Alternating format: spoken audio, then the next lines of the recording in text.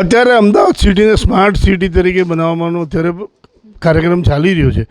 એમાં નવા શારદા મંદિર રોડમાં નૂતન નાગરિક બેંક આવેલી છે. એની સામે નૂતન વસાહત જે છાપરા છે ત્યાં આગળ ટોરેન્ટવાળાઓ પણ વાયરિંગ કરીને ગયા છે 20 દિવસ પહેલાં.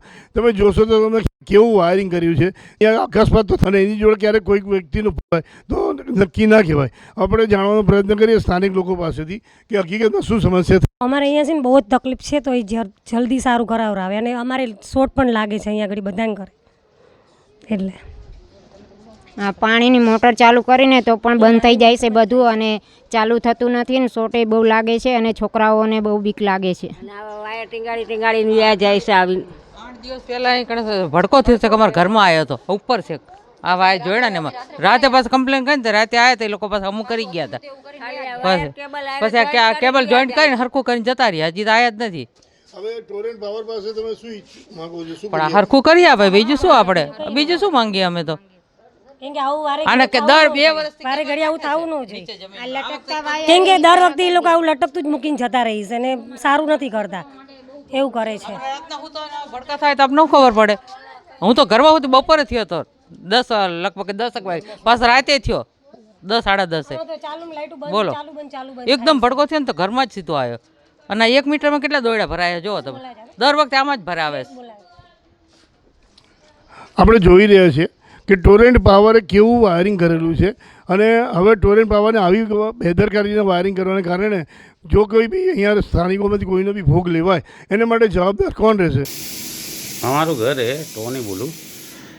આ 15 દિવસ પહેલાં આવું અર્થિંગ આપીને જતા રહ્યા હતા. તમે જોઈ શકો એ તો wiring to wiring to wiring.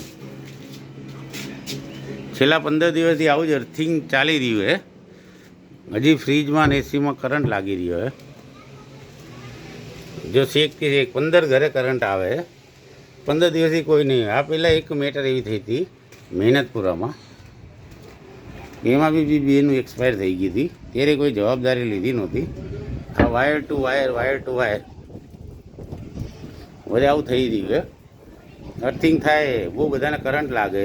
તમે લોકો 15 દિવસે આના હાલતમાં મૂકીને જતા રહ્યા હો, બરાબર. કોઈ મળશે એની જવાબદારી કોણ લેશે? આ જો ગટર પાણી તો દેતા નથી, પણ આ થોડું ઇલેક્ટ્રિકનું એ તમે લોકો ભારો, બરાબર. આ ના જ હાલત છે. ટોટલ આવી જવાબદારી છે. ફ્રીજ ને એસીમાં બધે કરંટ આવે, તમે લોકો કોઈ ધ્યાન દેતા નથી. આ અર્થિંગ, આ છેલ્લું મીટર, આ બીજું મીટર, બધે અર્થિંગ થઈ રહ્યા છે. છેલ્લા 15 દિવસ 20 દિવસ કોઈ ટોરેન્ટવાળા આવતા છે નહીં. આના પાવર, આના અર્થિંગ 15 દિવસથી આવું ને આવું છે. મેં 15 અરજી કરી છે.